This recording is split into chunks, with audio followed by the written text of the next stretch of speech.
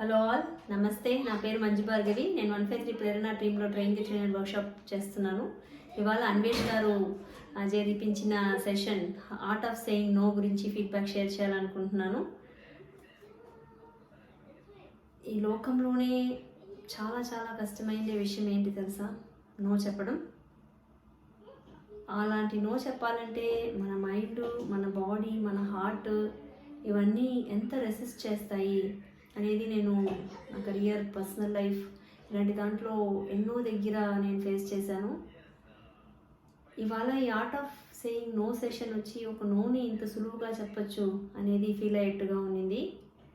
Sir వచ్చి చాలా live examples తీసుకున్నారు, అన్ని మిడిల్ క్లాస్ లెవెల్ ఎగ్జాంపుల్సే తీసుకున్నారు.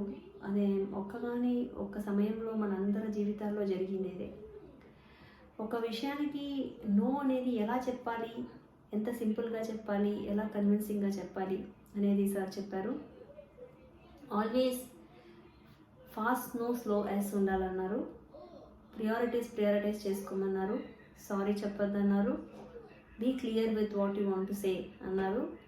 ఇలాంటి చిన్న చిన్న టిప్స్ ఫాలో అవ్వడం వల్ల మనము ఆ భారాన్ని మోయకుండా ఎంత రిలాక్స్గా ఉండగలమని చెప్పారు. ఎప్పుడే కానీ ఒక విషయం నువ్వు నో చెప్పాక అపోలజైజ్ ఏమి ఉండకూడదు అనేది క్లియర్గా చెప్పారు. అలా చెప్పడం వల్ల ఎదుటి మనిషికి వచ్చే ఇంప్రెషన్ ఏంటి అనేది కూడా క్లియర్గా చెప్పారు. ఈ సెషన్ వల్ల నాలో ఒక చిన్న మార్పు జరిగింది.